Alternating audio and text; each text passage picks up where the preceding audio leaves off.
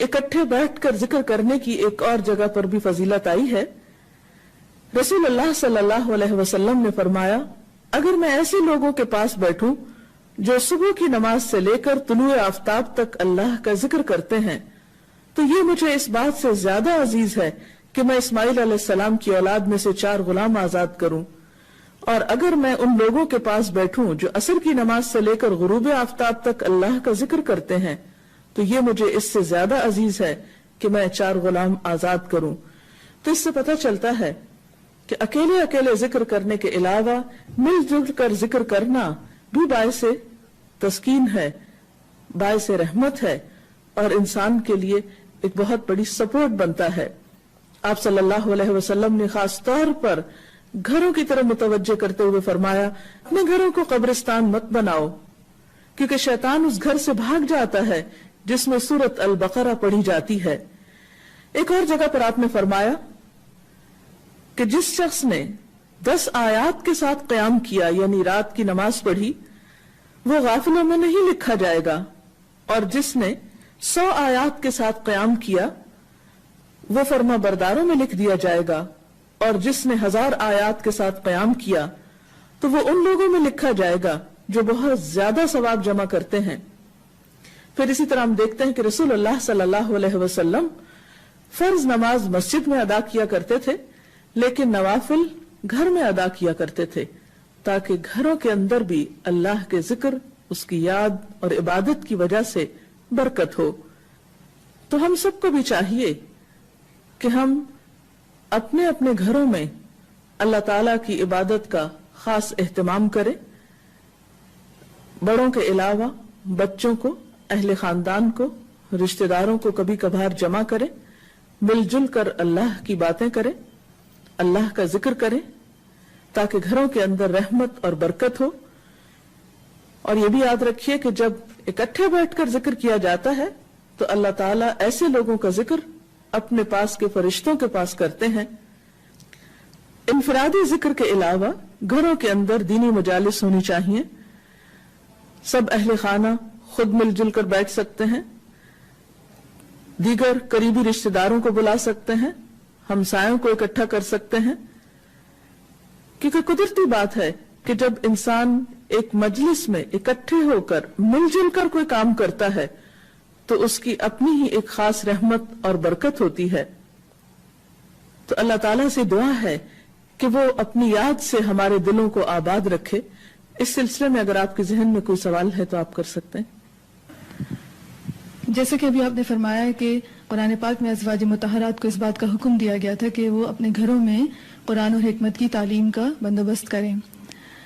آپ کیا سمجھتی ہیں کہ ہمارے معاشرے میں ایک جو گھریلو خاتون ہے جس کے پاس اپنے گھر کے کام کاج کے بعد فارغ وقت بہت سارا بچتا ہے، اور جیسے کہ ہم سب بخوبی جانتے ہیں کہ اس فارغ وقت کو استعمال کرنے کے لیے مختلف قسم کی ایکٹیویٹیز خواتین کرتی ہیں، تو اس حدیث کے حوالے سے آپ کیا سمجھتی ہیں کہ اس فارغ وقت کا ایک بہترین استعمال کیسے ہو سکتا ہے؟ آپ نے ایک اہم پہلو کی طرف توجہ مبذول کرائی ہے۔ ہم دیکھتے ہیں کہ خواتین کا ایک بڑا وقت گھروں پر گزرتا ہے، یا گھر کی مالک جو ہے وہ خاتون ہی شمار ہوتی ہے، تو گھروں کو آباد کرنے میں اور خاص طور پر اللہ کے ذکر سے ان کو آباد کرنے میں خواتین کا ایک بہت بڑا رول ہو سکتا ہے۔ جیسے کہ ہم دیکھتے ہیں کہ اللہ تعالیٰ خاص طور پر گھروں کا ذکر کر کے ازواج مطہرات کو متوجہ فرماتے ہیں کہ وَاذْكُرْنَ مَا يُتْلَى فِي بُيُوتِكُنَّ، اس چیز کا ذکر کرو، یعنی اس کو عام کرو جو تمہارے گھروں میں پڑھی جاتی۔ اللہ کے رسول صلی اللہ علیہ وسلم کا گھر ہے اور اس میں ایک آباد گھر ہے، رات کا ایک بڑا حصہ آپ صلی اللہ علیہ وسلم عبادت میں گزارتے ہیں، قرآن پاک کی تلاوت کرتے ہیں، جبریل امین وہاں اترتے ہیں، وہی نازل ہوتی ہے،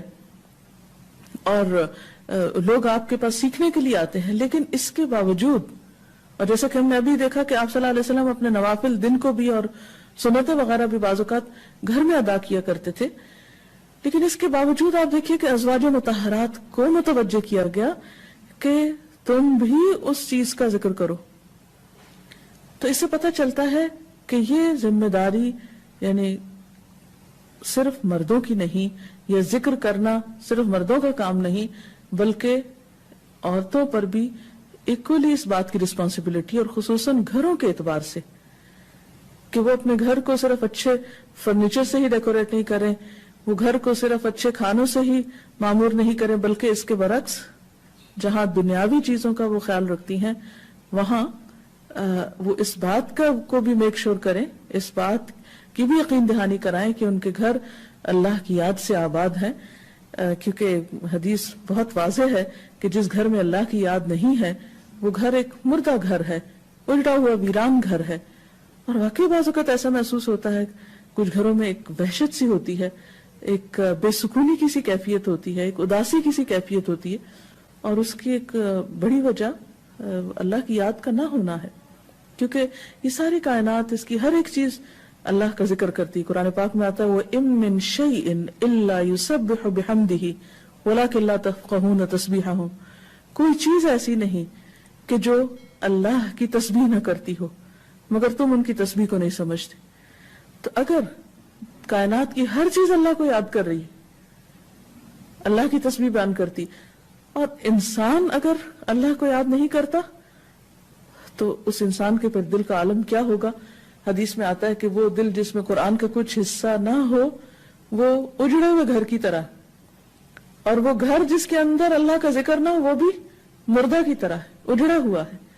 تو اس لیے بے حد ضروری ہے کہ ہماری خواتین جہاں دنیا کے اور بہت سے کام کرتی ہیں وہاں خصوصی طور پر اپنی ذاتی عبادات میں بھی اور پھر اجتماعی طور پر اپنے بچوں کے ساتھ ایک کوالٹی ٹائم میں بھی ضرور اللہ کا ذکر کریں، سٹوری ٹیلنگ کے ذریعے، اچھی اچھی باتیں بتانے کے ذریعے، قرآن پڑھانے کے ذریعے۔ ہم دیکھتے ہیں کہ